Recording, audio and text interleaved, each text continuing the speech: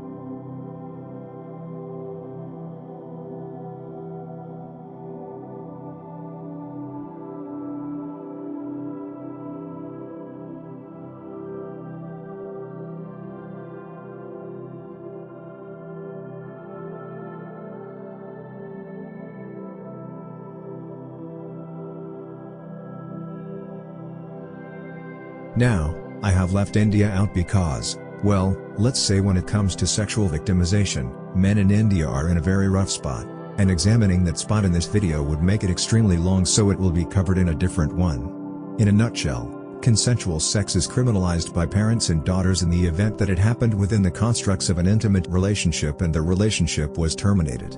The reporting and criminalizing consensual sex as rape after a relationship is terminated is founded on the perception of premarital sex, especially in the context of women. So, consensual sex is widely used as revenge by women on men once intimate relationships are terminated. Now, I project that the reporting of false rape and sexual assault will become worse, or the rates will be higher in the near future based on 3 reasons. First, nothing really happens to those who falsely accuse others of sexual assault or rape. Maybe some fines or misdemeanor charges that result in imprisonment for a year, and that's it. Second, the continued expansion of what is defined as sexual assault or rape. If someone wants to wish away a regrettable sexual experience, then they say they were sexually victimized. If someone wants revenge over a failed relationship, as in the case of India, they say they were sexually victimized. In the case of the National Intimate Partner and Sexual Violence Survey of 2010 completed by the American Centers for Disease Control and Prevention, lies, wearing someone down, expressing unhappiness, and promising the unknown future are all foundations of terming consensual sex as sexual victimization. Also, some advocate for taking back consent once it has been given. Well, you can want something now and not want it after 5 minutes, and that's it. You could also consent to it now, and in the future, once it has already happened, take back your consent and file for sexual victimization. What do you think about that? Also, UN Women has not been left behind in defining sexual assault or harassment.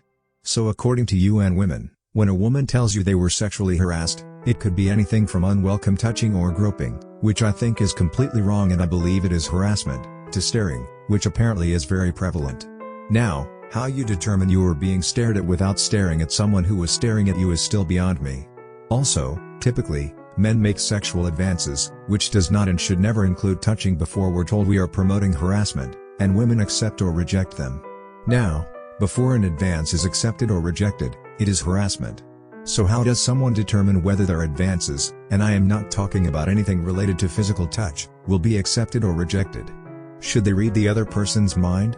The inability to determine one's cognitive processes implies that even wanted advances could be sexual harassment. The third reason, which also came as a surprise to me, is that as it turns out, some women have erotic rape fantasies. This 2009 study by Bivona and Critelli revealed that 62% of the involved female participants had rape fantasies an average of 4 times a year, and 14% had the fantasies every week. A similar study in 2008 uncovered that 9 to 17% of the women reported that the fantasies are their favorite. So why would anyone wish something as heinous as rape on themselves? The authors credit the fantasies to widespread romance novels with detailed depictions of the leading female character being raped. The primary explanations for the fantasies, which are highly contradictory, include, they are the only way for women who are highly guilty of their sex drives can avoid the perceived anxiety and shame, and they are natural expressions of open, accepting, and guilt-free sexuality. Back to the allegations, the actual rate of false sexual victimization allegations ranges from 2 to 10% as outlined by some of these studies, with even one study placing the number as high as 41%. Now, when it comes to false sexual victimization, definitions are as important as in the case of sexual assault. However, anyone who pays attention to definitions of sexual victimization is labeled all sorts of names, but the same is not the case when defining false rape. For instance, this report states that actual false rape allegations are 9%. If say someone is as interested in advocacy research as those who do sexual victimization surveys, then they would bundle everything together, regardless of the definition.